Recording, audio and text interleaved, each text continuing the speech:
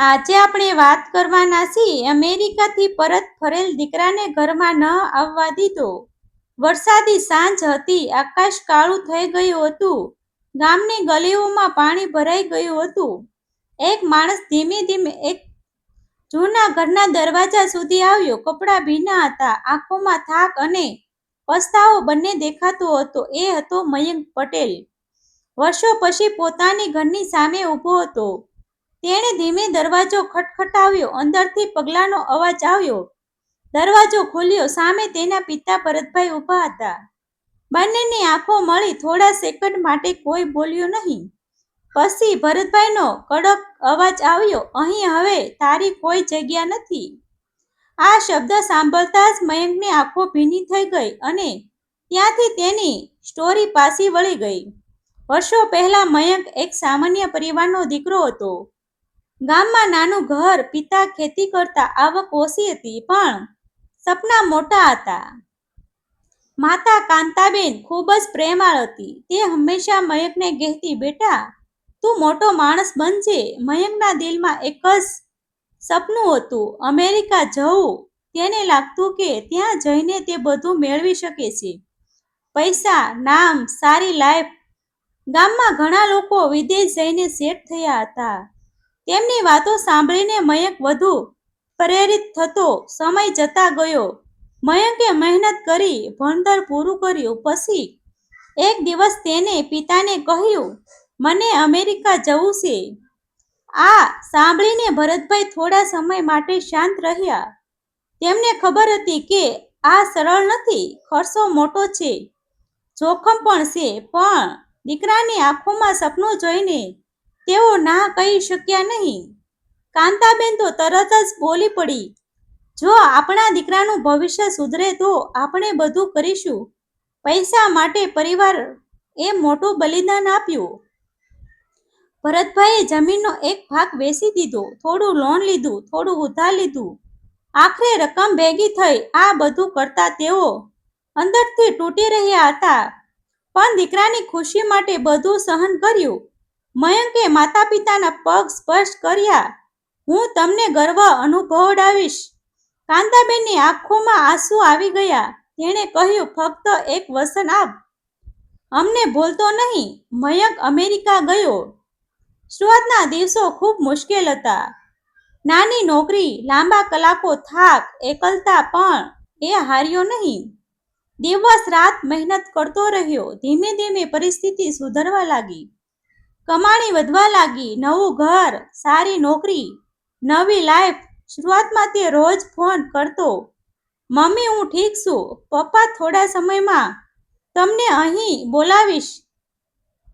આ શબ્દ સાંભળીને માતા પિતા ખુશ થઈ જતા, પણ સમય સાથે બધું બદલાવા લાગ્યું. કામ વધ્યું, જવાબદારીઓ વધી અને સાથે સાથે મયંકનો સ્વભાવ પણ બદલાવા લાગ્યો. હવે ફોન ઓછા આવવા લાગ્યા. પહેલા રોજ વાત થતી, હવે અઠવાડિયામાં એકવાર, પછી મહિનામાં એકવાર. કાંતાબેન ફોન લઈને બેસી રહેતી, આજે કદાચ કોલ આવશે, પણ ઘણી વખત ફોન શાંત જ રહેતો. એક દિવસ કાંતાબેને મયંકને ફોન કર્યો. મયંક મીટિંગમાં હતો. તેણે ફોન કટ કરી દીધો. પછી મેસેજ મોકલ્યો, બીજી છું, પછી વાત કરું. આ શબ્દ કાંતાબેનના દિલમાં લાગી ગયા. તે આખો દિવસ ફોન તરફ જોતી રહી, પણ કોલ આવ્યો નહીં. ભરતભાઈએ ધીમે કહ્યું, બેટા વ્યસ્ત હશે. પણ અંદરથી તેઓ પણ સમજતા હતા કે કંઈક બદલાઈ રહ્યું છે. અમેરિકામાં મયંકની નવી દુનિયા બની ગઈ હતી. નવા મિત્રો, પાર્ટીઓ, અને પછી તેની જિંદગીમાં રીના આવી. બંને વચ્ચે નજીકતા વધી. થોડા સમયમાં તેમણે લગ્ન કરી લીધા. આ સમાચાર મયંકે ઘરે ફોન કરીને આપ્યા. કાંતાબેન ખુશ પણ હતી અને થોડું દુઃખ પણ. બેટા અમને પહેલા કેમ ન કહ્યું? મયંકે કહ્યું, સમય નહોતો મળ્યો. આ જવાબ સાંભળીને ભરતભાઈ ચૂપ રહી ગયા. લગ્ન પછી મયંક વધુ બદલાઈ ગયો. હવે ફોન બહુ ઓછા થયા. ક્યારેક 2 મહિના સુધી કોઈ વાત નહીં. કાંતાબેન રોજ દરવાજા પાસે બેસીને દીકરાની વાત કરતી, ક્યારે બોલાવશે, ક્યારે આવશે. ભરતભાઈ પાસે કોઈ જવાબ નહોતો. તેઓ ફક્ત કહેતા, જ્યારે સમય આવશે. સમય પસાર થતો ગયો. એક દિવસ કાંતાબેનની તબિયત ખરાબ થઈ ગઈ. પહેલા સામાન્ય લાગી, પછી ધીમે ધીમે ગંભીર બનતી ગઈ. ડોક્ટર પાસે લઈ ગયા. દવાઓ શરૂ થઈ, પણ હાલત સુધરી નહીં. કાંતાબેન વારવાર એક જ વાત કહેતી, મયંકને બોલાવો, મને તેને મળવું છે. ભરતભાઈએ મયંકને ફોન કર્યો. એક વખત, બે વખત, ઘણા વખત, પણ મયંક ફોન ઉઠાવતો નહોતો. મેસેજ મોકલ્યા, બેટા તારી મમ્મી બીમાર છે. જવાબ આવ્યો, હું થોડા દિવસમાં વાત કરું. પણ એ દિવસ આવ્યો નહીં. મયંક પોતાની દુનિયામાં વ્યસ્ત હતો. ઘરમાં સ્થિતિ ખરાબ બનતી ગઈ. કાંતાબેન બેડ પર પડી ગઈ. આંખો દરવાજા તરફ જ રહેતી. મયંક આવશે ને? ભરતભાઈના દિલમાં દુઃખ વધતું ગયું. તેઓ જાણતા હતા કે કદાચ મયંક હવે સમય પર નહીં આવી શકે, પણ તેઓ કંઈ કહી શકતા નહોતા. એક રાત ખૂબ ભારે હતી. કાંતાબેનની તબિયત વધુ ખરાબ થઈ ગઈ. શ્વાસ લેવામાં મુશ્કેલ થતી હતી. તેમણે ભરતભાઈનો હાથ પકડીને કહ્યું, મને મયંકને એકવાર જોવા છે. આ શબ્દ સાંભળીને ભરતભાઈની આંખોમાં આંસુ આવી ગયા. તેમણે ફરી ફોન કર્યો, પણ આ વખતે પણ કોઈ જવાબ નહોતો. સવાર થવા સુધી બધું શાંત થઈ ગયું. કાંતાબેન આ દુનિયામાં રહી નહોતી. ઘરમાં રડવાનો અવાજ ગૂંજ્યો. ભરતભાઈ તૂટી ગયા. તેમની પાસે હવે કોઈ નહોતું. એક ખાલીપો રહી ગયો. મયંકને ફરી કોલ કરવામાં આવ્યો. આ વખતે તેણે ફોન ઉઠાવ્યો. અવાજ આવ્યો, હેલો પપ્પા. બીજી બાજુએથી થોડી ક્ષણ શાંતિ રહી. પછી ભરતભાઈએ ધીમે કહ્યું, બેટા તારી મમ્મી નથી રહી. આ શબ્દ સાંભળતા જ મયંકના પગ નીચેની જમીન સરકી ગઈ. હાથમાંથી ફોન તૂટી ગયો. આંખો ખાલી થઈ ગઈ. દિલમાં એક જ અવાજ, હું મોડો પડી ગયો. ફોન હાથમાંથી છૂટી ગયો. પછી મયંક લાંબા સમય સુધી એક જ જગ્યાએ ઊભો રહ્યો. આસપાસ બધું શાંત લાગતું હતું, પણ અંદરથી તોફાન ચાલતું હતું.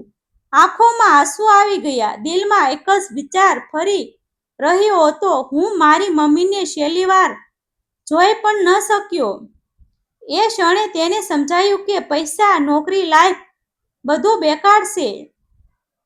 જો પહેલાના લોકો સાથે સમય ન પસાર કરી શકાય. તેણે તરત જ નિર્ણય લીધો, હું ભારતમાં જઈશ.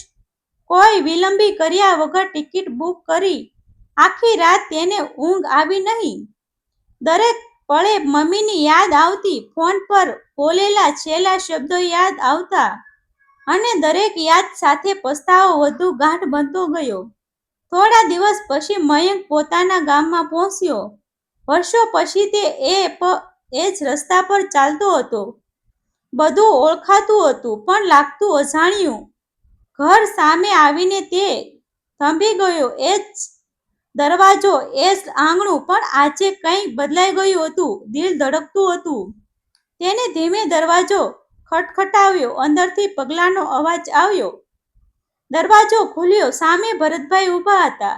તેમના ચહેરા પર દુઃખ અને ગુસ્સો બંને દેખાતા હતા. થોડી ક્ષણ બંને એકબીજાને જોતા રહ્યા. પછી ભરતભાઈએ કડક અવાજમાં કહ્યું, હવે તને યાદ આવ્યું ઘર? આ શબ્દ સીધા મયંકના દિલમાં વાગ્યા. તે તરત જ નીચે વળી ગયો. પપ્પા મારી ભૂલ થઈ ગઈ, મને માફ કરી દો. એના અવાજમાં પસ્તાવો હતો, આંખોમાં આંસુ હતા, પણ ભરતભાઈનું દિલ હજુ કઠણ હતું. તેઓ બોલ્યા, જ્યારે તારી માને તારી જરૂર હતી, ત્યારે તું ક્યાં હતો? કેટલા ફોન કર્યા, કેટલા મેસેજ કર્યા, પણ તું વ્યસ્ત હતો ને? મયંક પાસે કોઈ જવાબ નહોતો. તે ફક્ત રડી રહ્યો હતો. મારે આવવું હતું પપ્પા, પણ ભરતભાઈએ વચ્ચે જ રોકી દીધો. પણ શું પૈસા કમાવા માટે તું બધું ભૂલી ગયો? તારી મમ્મી છેલ્લી ઈચ્છા હતી તને જોવાની, એ પણ પૂરી ન થઈ. આ શબ્દ સાંભળીને મયંક તૂટી ગયો. તે જમીન પર બેસી ગયો, હાથ જોડીને બોલ્યો, માફ કરી દો પપ્પા, એક તક આપો. ઘરમાં અંદર પ્રવેશવાની મંજૂરી નહોતી. ભરતભાઈએ દરવાજા તરફ ઇશારો કરીને કહ્યું, આ ઘર હવે તારા માટે બંધ છે. આ સાંભળીને મયંકને લાગ્યું કે જમીન નીચે સરકી ગઈ. તે ધીમે ધીમે ઊભો થયો, પછી દરવાજા પાસે બેસી ગયો. વરસાદના ટીપાં ફરી પડવા લાગ્યા. તે ભીનો થઈ રહ્યો હતો પણ હલતો નહોતો. આખી રાત ત્યાં જ બેઠો રહ્યો. સવાર થઈ. પાડોશીઓએ મયંકને જોયો. વાત ફેલાઈ ગઈ. કોઈએ ભરતભાઈને સમજવાનો પ્રયત્ન કર્યો. દીકરો છે, ભૂલ થઈ ગઈ હશે. પણ ભરતભાઈએ શાંત અવાજમાં કહ્યું, ભૂલ નહીં, આ અવગણના છે. તેમ છતાં તેમના દિલમાં પણ દુઃખ હતું. તેઓ પણ અંદરથી તૂટી ગયા હતા. મયંકે હાર માની નહીં. તે ગામમાં જ રહેવા લાગ્યો. રોજ ઘરની બહાર આવતો, પિતાને મદદ કરવાનો પ્રયાસ કરતો. ક્યારેક પાણી ભરતો, ક્યારેક ખેતરમાં જતો. ભરતભાઈ શરૂઆતમાં તેણે અવગણતા, કોઈ વાત ન કરતા, પણ મયંક ચૂપચાપ પોતાની ફરજ કરતો રહ્યો. દિવસો પસાર થયા. ધીમે ધીમે સ્થિતિ બદલાવા લાગી. એક દિવસ મયંક ઘરમાં માતાની તસવીર સામે ઊભો હતો. આંખોમાંથી આંસુ વહેતા હતા. મમ્મી, મને માફ કરી દો, હું મોડો પડી ગયો. એ સમયે ભરતભાઈ પાછળ ઊભા હતા. તેમણે બધું સાંભળ્યું. તેમના દિલમાં કંઈક પીઘળવા લાગ્યું. તેઓ ધીમે આગળ આવ્યા. થોડા સમય માટે શાંત રહ્યા, પછી બોલ્યા, પૈસા કમાવા સહેલા છે, પણ સમય પાછો લાવવો મુશ્કેલ છે. મયંકે પિતાની તરફ જોયું. તેની આંખોમાં આશા ઝળહળી. પપ્પા, હું બધું સુધારીશ. ભરતભાઈએ ઊંડો શ્વાસ લીધો. જે ગયું છે તે પાછું નહીં આવે, પણ જો તું સાચો બદલાઈ ગયો હોય તો રહી જા અહીં. આ શબ્દ સાંભળીને મયંકના દિલમાં ભાર ઉતરી ગયો. તે તરત જ પિતાના પગે પડી ગયો. આભાર પપ્પા. સમય સાથે બંને વચ્ચેનું અંતર ઓછું થવા લાગ્યું.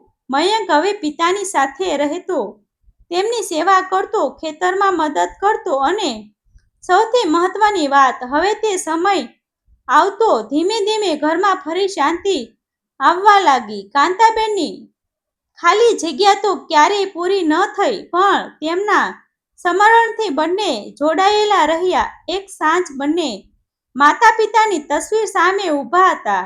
દીવો પ્રગટાવ્યો. મયંકે ધીમે કહ્યું, મમ્મી, હવે હું ક્યારેય નહીં જાઉં. ભરતભાઈએ તેના ખંભા પર હાથ રાખ્યો. બંનેની આંખોમાં આંસુ હતા, પણ આ વખતે એ આંસુમાં શાંતિ પણ હતી. આ સ્ટોરી અહીં પૂરી થતી નથી. આ એક શીખ છે. વિદેશમાં કમાણી કરી શકાય છે, પરંતુ ગુમાવેલો સમય પાછો મળતો નથી. માતા પિતાની કદર સમયસર કરો, નહીં તો પસ્તાવો જ હાથમાં આવશે. આભાર મિત્રો. સ્ટોરી ગમી હોય તો શેર કરી દેજો.